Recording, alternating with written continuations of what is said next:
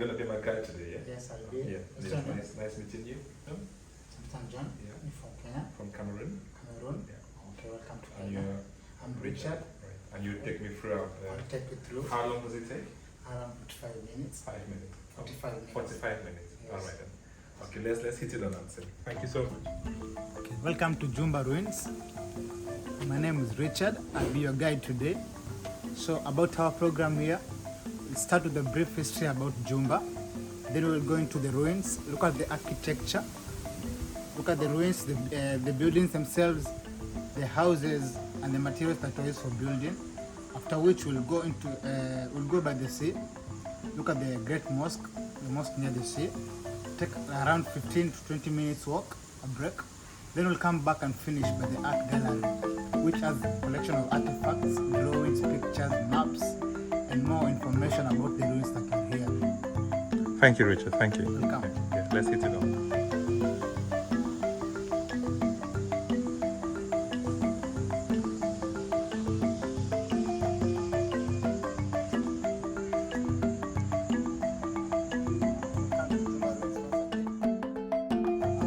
This place, Jumba la Mtwana. After paying, you'll have seen some name called Jumba la Mtwana.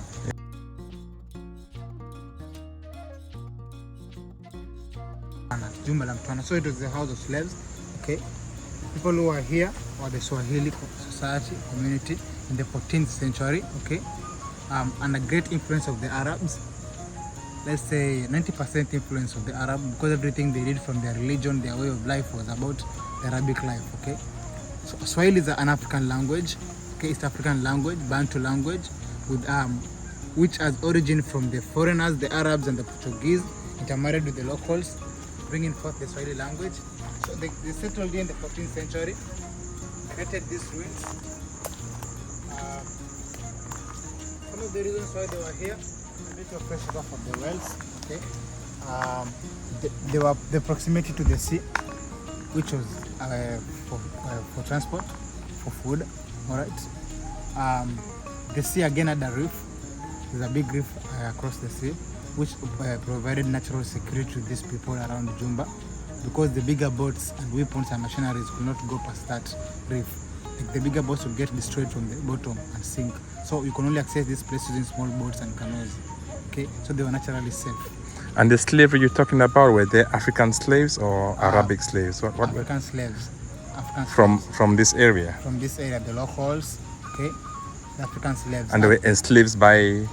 The kind of slavery that was here was not the one that done in other places. The kind of slavery here was the one for building, to lift the heavy stones, building, the beautiful ladies as concubines. There was no torture. The kind of slavery that was here, there was no torture. Just the one that you serve a king, you serve the leader. Right, servants. right. servants. Yeah. Okay, because even the Bible calls servants slaves. Slaves. Right. Yes, Right. just That's very servants. informative because people can Exactly. misunderstand it for a Exactly. different sort of slavery. Exactly. Yeah. So you can say like servants, house of Right. servants. That's much easier because there are so many servants here working for the great leader Mtwana. Okay. Now, after a century, they abandoned the place because the climate changed. The wells dried up.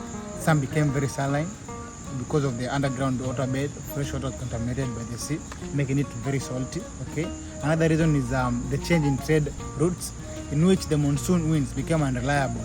They will take so long to change course. Okay. For example, the Arab society and the Indian society is waiting for you to do trade with them, but you're not coming because you're waiting for the winds and they're not changing. So they'll prefer doing trade with other people, and you'll end up abandoning the place to look for a more stable place. Okay. Now we'll go into the ruins. Look at the architecture of the ruins. Okay. As you walk into the ruins, you realize something about the snails. They're all over, stepping on them. There they are. So many snails.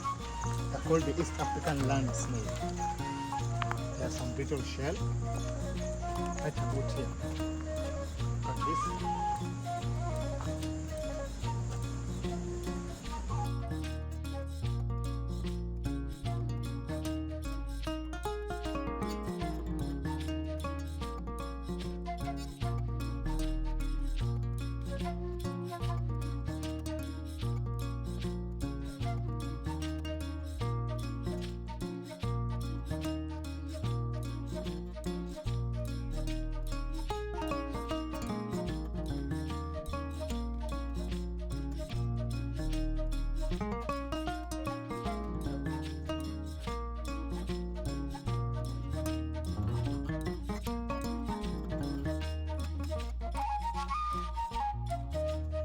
How big is this settlement?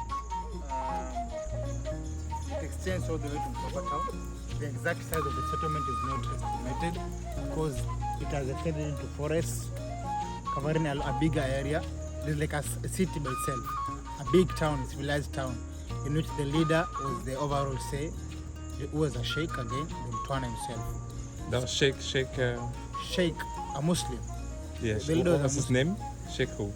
The name is not known. The Just name is know- not known. Exactly. Just know he was the leader here. They also called him Mtwana, the leader himself, who was a Muslim and a sheikh. So that's a mystery Sheikh. Then we don't know the name. We don't know the name. We don't know the name. We will be lying when we say we know the name. We don't know the name because there are actually tombs at near the sea. The sheikhs and the dignitaries are buried there, but we don't know who was buried where. So how do we know Yes. that was a Sheikh's tomb? We know because the tombs are well built they're all built, and there are a few, and the people who live there could not have been buried there, all of them. That tells you only the leaders or the special dignitaries were buried at that place. So most likely the sheikhs, the leader himself, the generation of leaders were buried there. Where did they get the materials to build the whole city? Exactly. Now, they harvested this is coral from the sea. It was harvested when it's still soft, okay? It is. When it's still soft, carved carefully, then left in the air to dry, and arranged carefully on the doors and the niches, okay? Using mortar, okay, and lime plaster. Lime plaster comes from the limestone. And on the walls, they use igneous stones, the normal stones, igneous stones, with a few corals. Now they used mortar to bring the stones together. Mortar, how did they make mortar? Burning the same coral with mangrove or any other hard tree for 7 to 14 days. It needs to be red hot. Pouring the saline water on top of this coral when it is hot, it bursts into pieces, okay, due to the certain contraction. The powder form of this coral plus the ash from the mangrove and some earth from the ground to form the mortar, which is their cement. I'll show you on the walls how the mortar used to look. So they didn't have cement, they just used mortar to bring the stones and the corals together. Then do the plastering using lime plaster. The walls were thick. Why? To regulate temperatures, thick and high walls to regulate temperatures. There were no windows because windows will mean they'll bring some weakness on the wall. So the walls were very thick for two reasons: to regulate temperature, and the other reason was because they used smaller stones together. That meant a thin wall will collapse, so it had to be thick. Right. And what about the trees? Did they use any trees on construction on the type Exactly. of? There's the mahogany, the natural mahogany. There's the truncheon tree. Okay. There's several adult trees. There's the river leech here, and mostly the mangrove, which was used for roofing purposes, mangrove beams and coral rug. Okay, and also for strengthening pillars. The mangrove and the other hardwood trees like the mahogany and the truncheon trees were used largely. And I'll show you a tree that has good poles also. Right, right. And do they still use these materials in modern day construction? In modern days, mangrove, it is prohibited to cut mangrove trees in Kenya and I think all over the world. Yes, It is that's prohibited, okay. So they don't use it. It is prohibited again to harvest these stones in large numbers from the sea, okay. So people don't use this nowadays. They just use the normal stones from the quarries. They don't use these materials anymore. Thanks so much. 1972, there were archaeologists who did excavations here, and archaeological works at this place, Jumba. They realized several structures, sampled some, and ended up naming several sections of the buildings according to their findings. Now, one of them was James Kirkman, was the lead archaeologist in 1972. That meant we had more archaeologists who had done excavations earlier in 1954 and other years, like Peterborough. But in 1972, James Kirkman is the one who labeled these parts of the houses. He labeled this place House of Cylinder. You will realize that two cylindrical stones that we have given it the name House of Cylinder. But on the far end, at the corner, there is a pit. That was the pit latrine, in which once somebody was done with their business, the long call, you may call it, they'll step on these two cylinders, okay, fetch water from the cistern, then do the ablution, okay, and the water will flow back into the pit. So this was washroom. Perfect name for it was a washroom, a toilet, pit latrine, house of cylinder.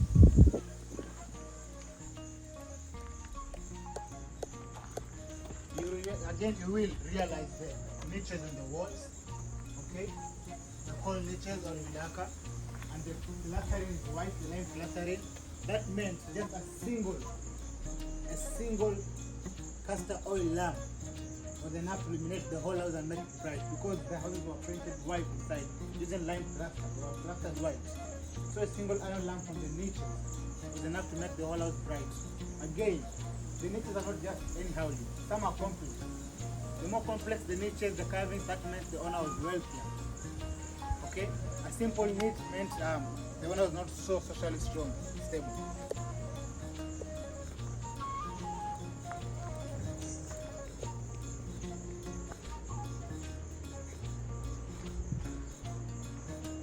So what would you say this one was? Was the owner rich or poor? Sorry? What we were looking at from. So the owner was rich. Right. Yeah, the owner was rich. And what's an indication you can show us to show? The indication is the arches, the carvings, the decoration, the decorative. Because if the owner was not socially stable, there will be simple. I'll show you a simple niche somewhere near the small mosque. It's a simple niche, but the decorative markings meant the owner was rich. Because I just tell you keep carving, I have the money. Keep carving.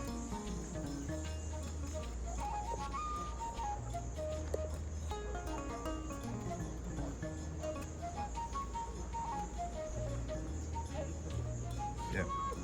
Now, the Swahili houses were self-contained in nature. You realize there's a toilet, another toilet on your right, and there's a well. This is a well, the one covered in green, and that is a toilet.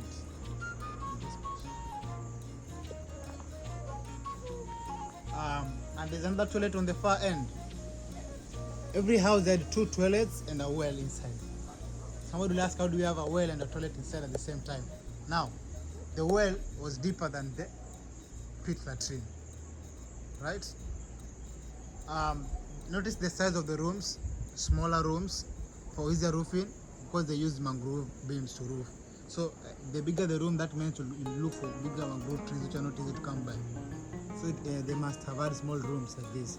So that was the public area. You enter into the room, the reception area. The women quarters are more private. Okay, the kitchen was near the women quarters also. Notice again here the size of the wall, the perfect sample size of the wall. Very thick.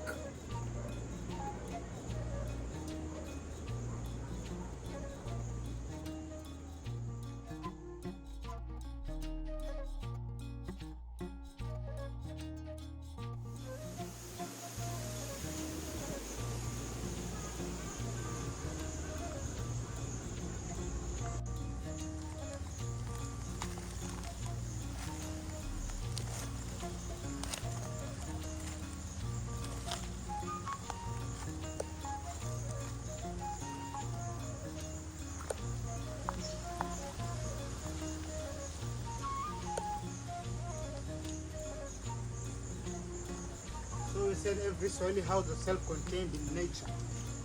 Okay, we've just seen another toilet here and 2 cylinders here, proving that this was a pit latrine.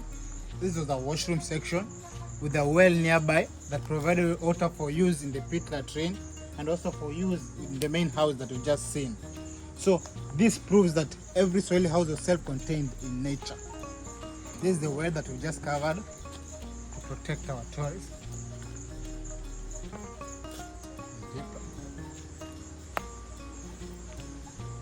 And how far back was this? This was in the 14th century. 14th century. 14th century. 14th century. Self-contained houses built by Africans. Yes. Yes. That tells you how intelligent we are in Africa. Very intelligent. This is a sycamore tree. These trees are so old too, they've grown inside the ruins. I think you've heard of the tree that Zacchaeus climbed to see Jesus, Zacchaeus. Zacchaeus, yes, yes. Sycamore tree. I'll show you a more better version that Zacchaeus can climb today. Ah, okay. Come and see a simple niche within this house. That is a simple niche. This tells you the status of the owner. Not very well established. Okay? Right. As opposed to the one we saw earlier. Exactly.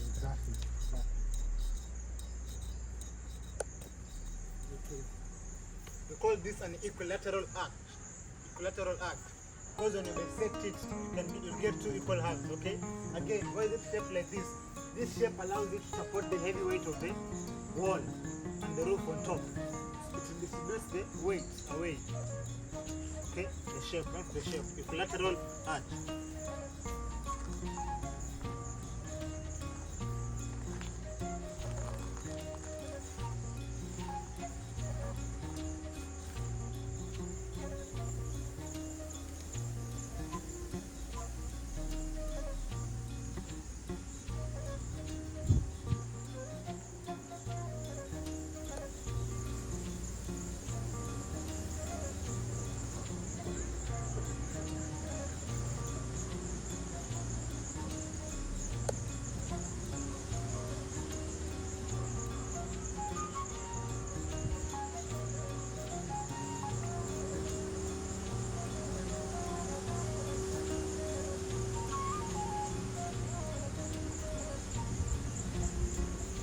This was the biggest well in this town. It provided a lot of fresh water for use by the inhabitants of this place in the 14th century. The leader himself, the traders, the locals. Again, it provided water for use in this small mosque. This is the smallest mosque that we had here. It is smaller because it had a smaller population coming to this place for worship. And the women worship area is just on the left of the mosque, okay? The mosque is facing north, where Mecca is. The Qibla in Swahili and in English they call it Mirab. The Mirab is dome shaped to reflect sound back to the worshippers. Okay? This is a space area for the men and that is a space area for the women on the left. So on the left, the women, and on the right, for the men. Exactly. There was a water cistern at the entrance which collapsed, in which the water from the well will be placed for the Muslims to wash, the ablution before worship. Okay? And this dome shape was to reflect. Exactly. This ensured that the sound sound was reflected back to the worshippers because everybody faces north. The north. Mecca, okay? Exactly. It is still the cementing and the plastering is still intact. And you realize still very intact. The plastering. It had pillars to support the roof, which was heavy. The coral rug roof. I think you can see on top there, sample of the roof. It was heavy, very heavy. So it needed pillars to support it.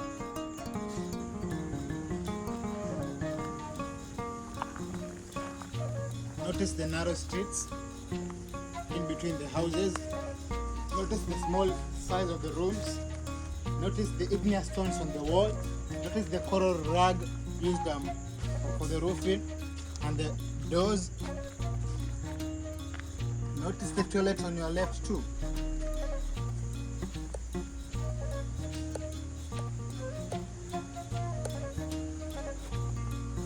Notice the size of the house, so big and continuous. That's why we say it was self-contained in nature. It had everything inside.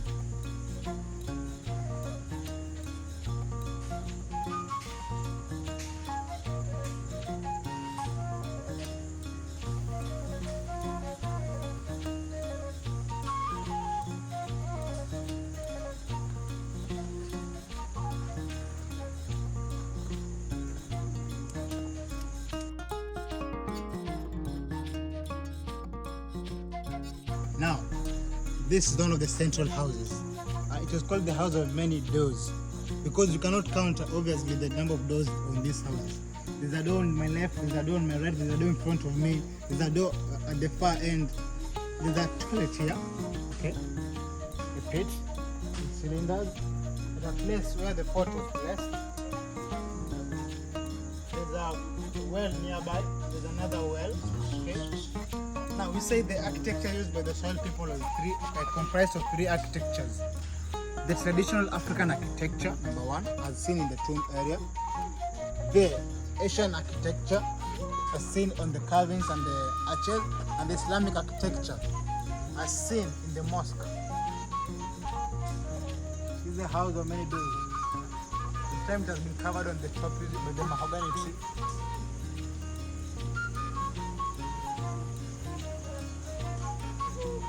Most parts of the house is still very intact, with the public area being at the entrance, and there are more rooms, more private rooms behind these doors. Now, in these rooms here, we'll see that the cement, their floor, not the cement, their floor actually, is still very intact. Okay, the plastering is still very intact, the lime plastering. This is not the cement found at the coast area. This is mortar and lime plastering. This is the evidence that we have here. Everything here is from the 14th century. Nothing is improvised.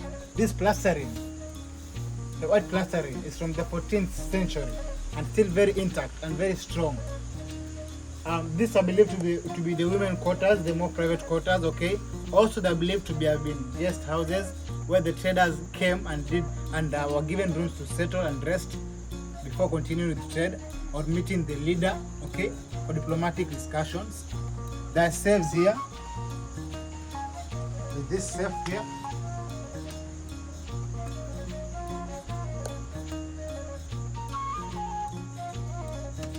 We say it is a safe and not a niche. Why? It is bigger, okay, more complex. There are holes on top of the safe, which we believe holes are placed inside the holes and a mat hung here, covering the safe area. Maybe ornaments, okay, maybe bathing equipment, because we believe maybe this is a bathtub opposite the safe. Maybe. Okay. More evident that we say these are women quarters. How do we know it was for women? Pardon? How did you know it was for women? How did you because that? the soil houses progress from the public area to the more private area. The more private area are women quarters. This is the out of many doors. At the public area we have bigger rooms, okay? As you come into the rooms, you get more private and more complex rooms. Okay, these are the rooms which are more hidden, far from the public area. And this house was not open. It had a wall covering the place, so it was not open for the public. This place was more private. Okay?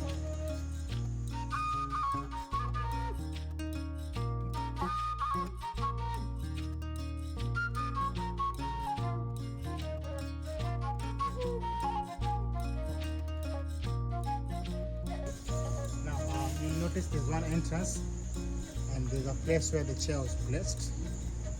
And there's another single entrance here. This tells you that this was a courtroom because there are no subdivisions within the room. It is big, and spacious. Okay.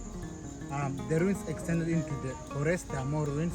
So maybe there were houses where the chief Qadi came from to come and give law, because there was Islamic state here. The leader was a sheikh, and so the head of the law was the chief Qadi, the Sharia law. The courtrooms were really small. Exactly, because crime was rare in those eras. Crime was a rare thing.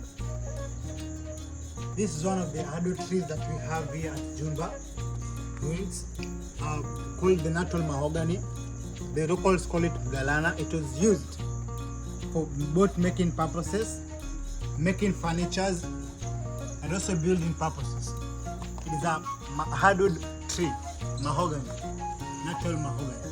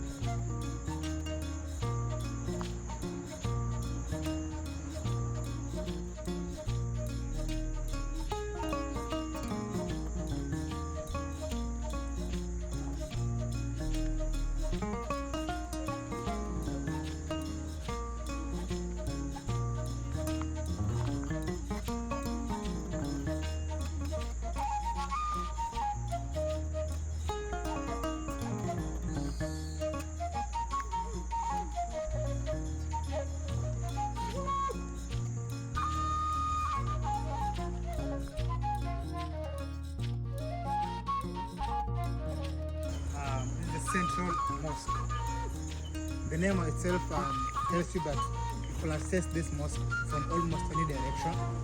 It is bigger because it is bigger than the small mosque. It has a big well.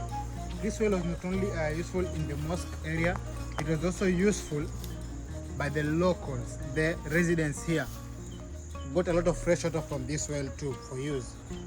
The women quarters, the place where the women will worship from, unlike the small mosque, this mosque it is behind the male area. There's a cistern or reservoir where they could do the ablution stuff and worship later.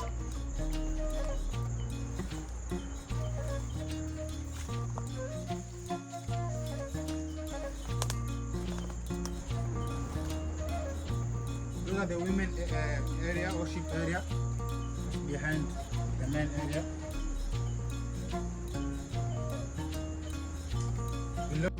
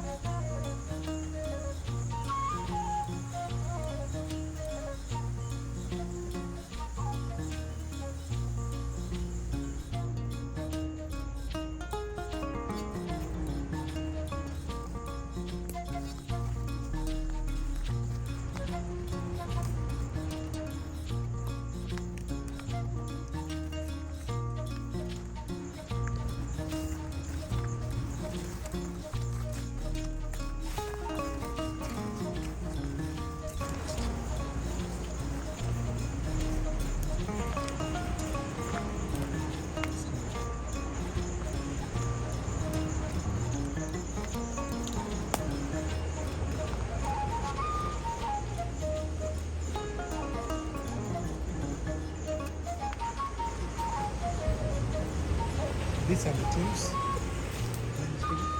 These are the tombs we were talking about.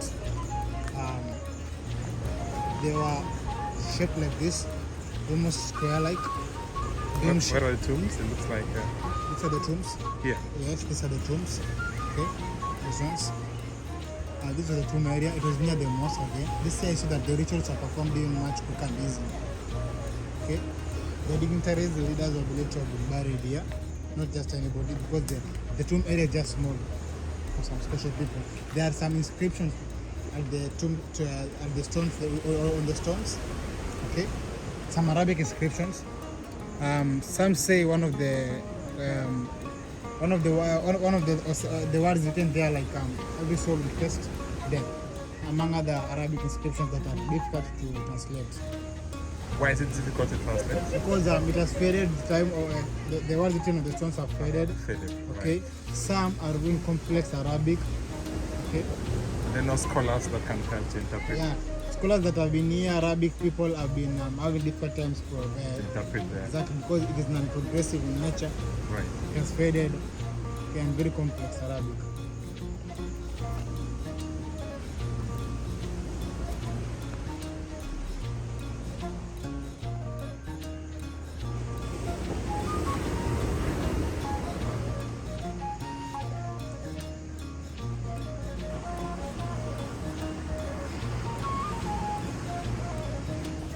Everything about this mosque is big.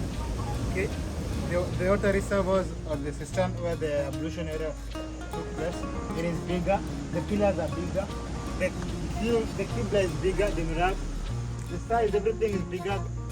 Let's get into the mosque. Right. So this is the biggest mosque. Yeah, the Friday mosque. The Friday mosque. Exactly. Right. You understand with the Friday mosque? Yeah. But Again, it is near the sea. That meant a bigger population came here to worship. Bigger population. This was the women's area where they will do their ablution. Okay? Then walk into their worship areas. The main population is believed to worship from there, and the excess population here. This is one of the entrances. This is a coral again. Okay? Coral. So this is the size of the doors. They were so big, which are also pillars at the same time. They are bigger to support the roof, okay, and heavier and stronger. The plastering is still intact on the walls and the floor, the lime plastering. Again, it was near the sea because the sea was a beehive of activities. The sea was so busy, trade happened at the sea. Again, it was an attractive building because Muslims doing trade by the sea will see the mosque, stop and come by to pray. Hence doing business with the locals.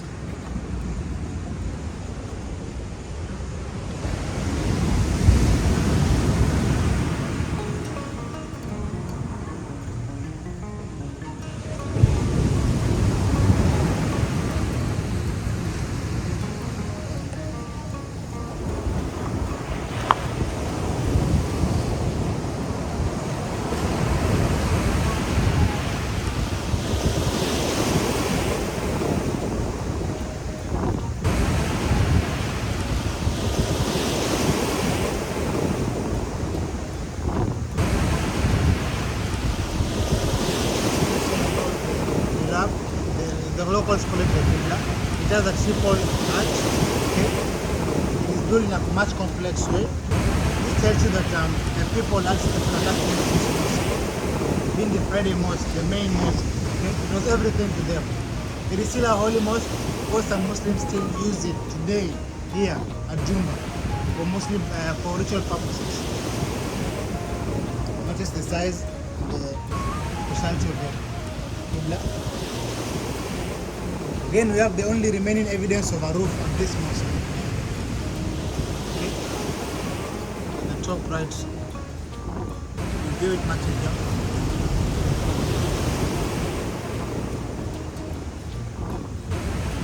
So this is how the roof was. So heavy.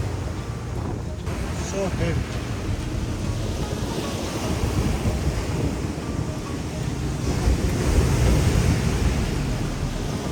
The roof was much heavy because it was of coral rag and mangrove. So it had 12 pillars to support it.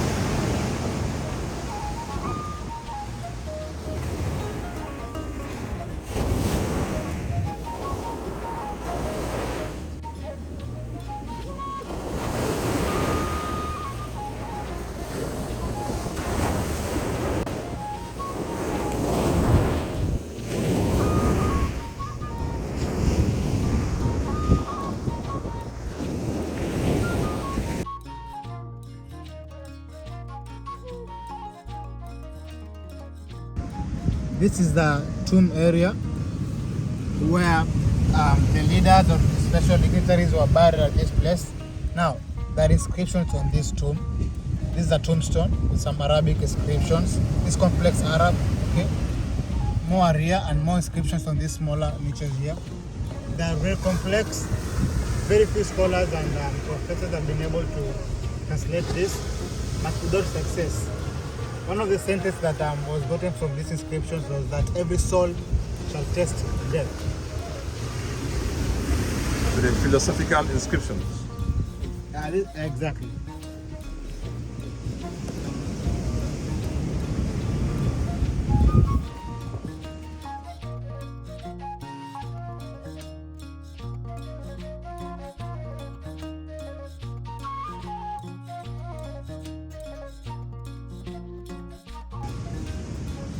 The whole of the sea area was a marketplace where trade happened in large scale.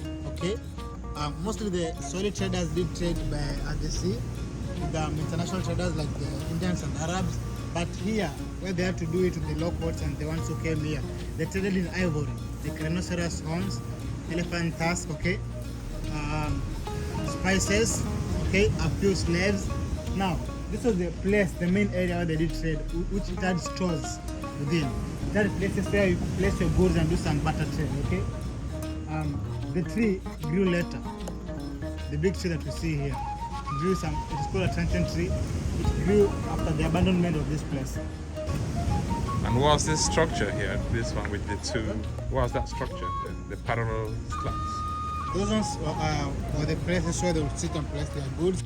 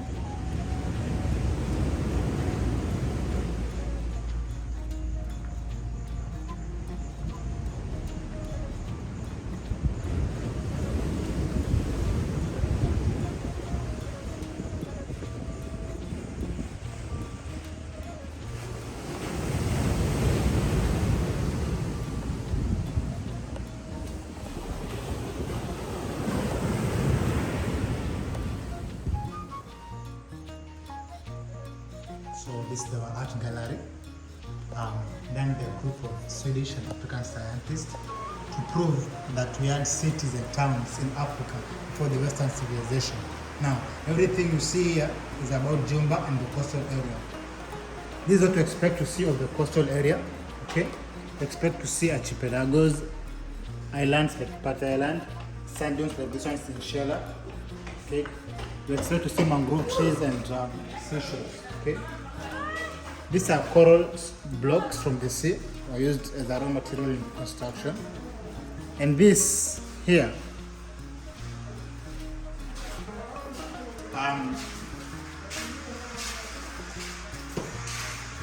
coral stones. And this is how the soil settlement develops, okay? From the old settlements to the semi-developed to the most developed. Now, here we have the timber wall, the central wall, okay, made of timber and poles. The houses were round, made of mud with palm thatching. The introduction of Islam in the 8th century, we had a mud-made mosque, okay, at the center, and it is near the sea, the Swahili people. They developed this, in which the central wall now was built with stones. The houses changed shape from the round houses to the rectangular houses, okay. The mosque was made of stone, and there was a well at the center to provide water at the mosque and also water for use in the area, domestic use. Again, it was near the sea. Then developed to this structure here. Which one is more complex? This one is more complex. It did not have a central wall, it had a town wall. The whole town had a wall. The buildings were more complex. We had story buildings, okay, rectangular buildings made of stone, okay, like the ones you see in our towns today. And these were back in the 14th century. True. This is the one of the 14th century. Now this one is the one of a modern structure. How we see the solid town right now. Right. So that's the modern one. Yes. And that's what was there in the 14th century. And that one is which was there in the 8th centuries. Right. All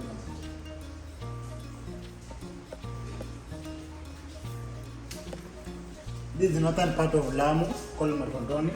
This is Mambrui. Okay. This is Kizingitini in Pate Island.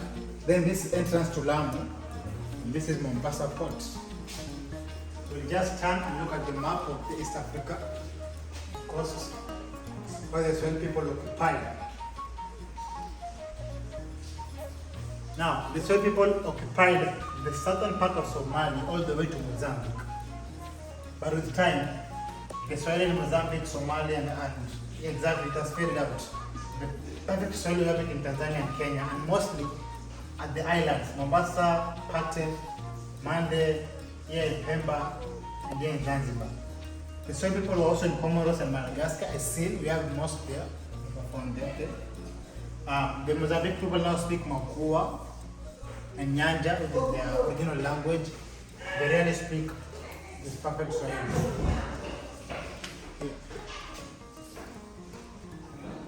These are narrow streets in Lamu.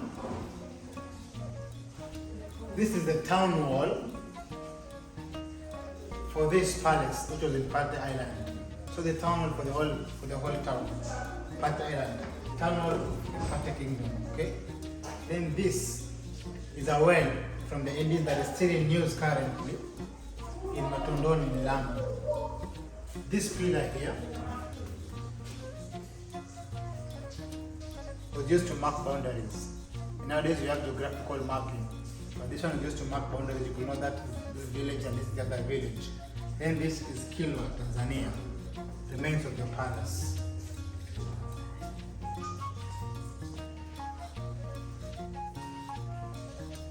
Now, a Swahili house with a veranda where they will rest. This door is special in its way because it is found in Zanzibar, and it is the entrance to the house of the infamous slave trader called Teputip, or in Zanzibar. These are going to he was an African slave, yeah. An Arabic, exactly. But was it Arabic African or Arabic? Exactly. From Oman? Exactly, slave. Then this is a ruin in Pate. Where was Tip from? Was it from Oman? I'm not sure where the Arabs came from. Some from Yemen, some from Oman. Yeah. You just know that from the Arabic areas. Then this is a Swahili bedroom.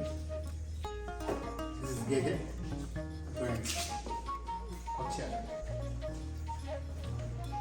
These are the mangroves you're talking about. This for roofing, supporting, making poles and supporting pillars. This is the coral we are talking about, carved coral sea, coral from the sea. Then this is a tombstone, a scene in the tomb area. This is how their tombs looked like. The dome-shaped cover. The mosque at Takwa, two mosques in Pate Island. This is a Friday mosque. Then this one of the oldest mosque in East Africa, called the Congo Mosque in Diani, near River Congo, Kwale County, Kenya. Congo Mosque. Come this way. We usually play a little game here. You help me recognize who is a Swahili and who is not. For example, we'll tell you this one is not a Swahili. Despite him being a Muslim and wearing a walai, he's not a Swahili. His name is Ali Chege Soleh. He lives in Swahili land, but he's not a Swahili. What might be wrong? Maybe the culture of the language is not getting to him. Maybe. So who is a Swahili? A Swahili are Bantu speaking people from Africa, okay? who gained their language from the intermarriage of the Arabs and the foreigners, the Portuguese and the locals in Kenya, giving birth to the Swahili people. Okay? And they know their culture, they recognize that their distinctive attires, culture, and they're mostly Islamic. Okay, Islamic faith. Right, so Swahili is a mixture of African Bantus and Arabs. Exactly, very true. Very true. Very true. Sometimes not a Swahili too. This one is a Swahili, this one is a Swahili, is a Swahili, is a Swahili, this one is not a Swahili, this one is a Brahma. And this one is a Kushat. Okay. I have pots here that were used for cooking and storage of cereals. Rumor has it that food cooked by pots is very sweet.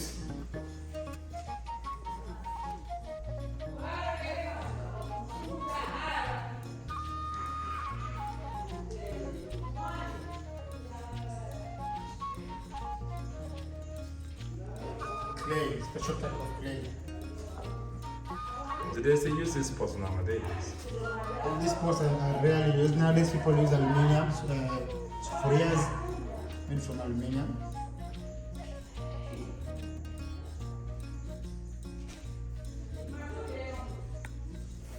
And this is how they used to dress.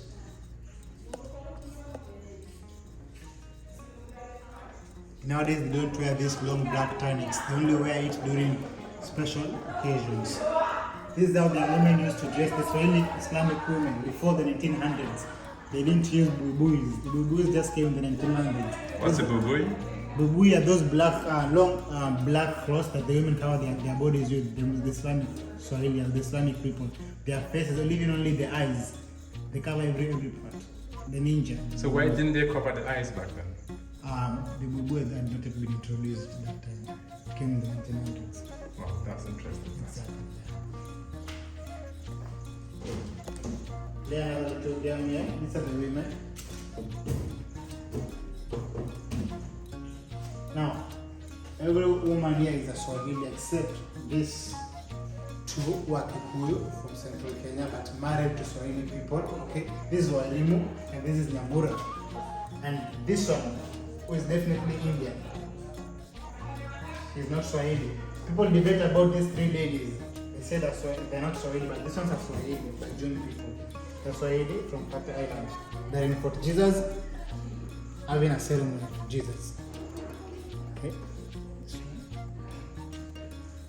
We'll see the economic activities of the Swahili people. This is Tana River in Kenya. Place called Kipini. This is cattle keeping and this is cotton growing.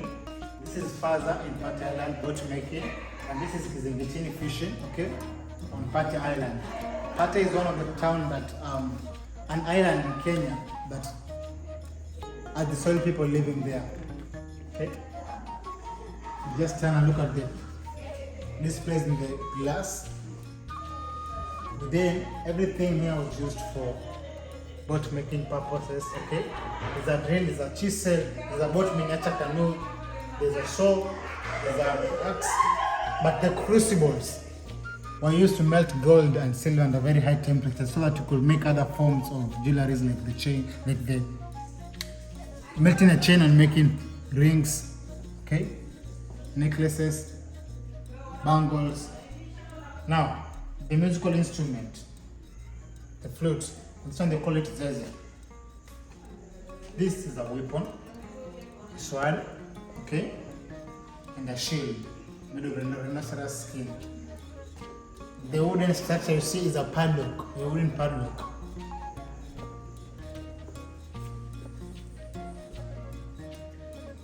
Other economic activities of the Swahili people. I think they call this the tree of life. It is 100% useful to the Swahili people. From the leaves to the fruits to the stem, everything is useful. When the stem is dried as firewood, the leaves are used for hatching purposes. The the green fruit is called madafu, the dafu, they drink it, okay, and also for making the palm drink. When dried, they get the coconut from the fruit too. This is ivory, and economic activity of the soil, which was one of the main selling of ivory. Okay, this is a pulley from the 80s. Used to draw water from the wells, also for lifting heavy materials. Now this is a grinding stone. This is a grinding stone. That was used to grind stuff like maize, Maize, millet. wheat, sorghum, millet, okay, to make the flour for cooking, porridge, gali, and such. This is a pan thatch. They call it makuti. And what's makuti used for? They used for thatching the houses. The houses. Exactly. You've seen there in the development of the soil houses, the ones in the 8th century and earlier of the Bantu and Kushites, they use palm thatch here. And they still use nowadays, is it? They still use it around by the locals. Okay. This is further proof that there were towns and cities in Africa. This is Timli Chowinga in Ligori, Kenya. Stones arranged to make a defensive wall without use of cement or mortar or anything, just pure stones. And they're still strong and they can't collapse until today. Still intact. Same structure was seen in the Great Wall of Zimbabwe. Right. So the stones were just arranged in such a way they stay there for Exactly. for a very long time. Very true, they can't collapse. They Exactly. could withstand the wind. Exactly. And there's no cement or mortar, No nothing, cement or it's anything. just stones. The same thing seen in the Great Wall of Zimbabwe. In Zimbabwe. Just stones being arranged, okay? A defensive wall. There's a tower here. Still intact until today. Some of the great wonders of Africa. Okay? Excavations in Kilwa, Tanzania, archaeologists proving more that there were settlements in East Africa. Mosque in Madagascar, okay? Proving that the Swahili people and the Arabs were in all these areas. As we turn, we'll see the Quran and a stand. Quran and a stand found within the ruins. The stand helped the Imam, the mosque, to read prayers when reading the Quran, okay? So this back Exactly. used back then. 14th, exactly. It's very old. These are Chinese porcelain. Somebody's wondering, what are they doing here? The Chinese people did trade with the locals here. They did trade, and the trade here was the Indian Ocean trade, okay? So they interacted with many sort of traders from the Indian Ocean. Whoever was traveling there and was doing trade, they did trade with them. This is a mat, decorative mat, that was used in the walls, okay, made of beads and colorful clothes. These are jewelries that the soil people wore. Those are bangles, these are chains, okay, and necklaces. Then you have the broken pots and porcelains that were found in the house of kitchen within the ruins. The broken pots and porcelains. Yeah. This is the vertebral column of a sperm whale, okay? The sperm whale was useful to the Swahili people who were here. It provided amber, which is the waste. Again, the waste was used as a product in making a perfume, okay? Exactly. But it is more, it has more destructive purposes in the sea, like dwelling, keep dry, okay? Pollution, the sea. It can grow up to 20 meters. The female can grow up to 15 meters. The male can weigh around 50 tons. Then we finish by this magnificent pot. Very strong and very old. I've shown you in the ruins where the pot stood. Okay. It was used for storage of water. The water inside here was very sweet and very cool. Okay. Considering the temperatures around.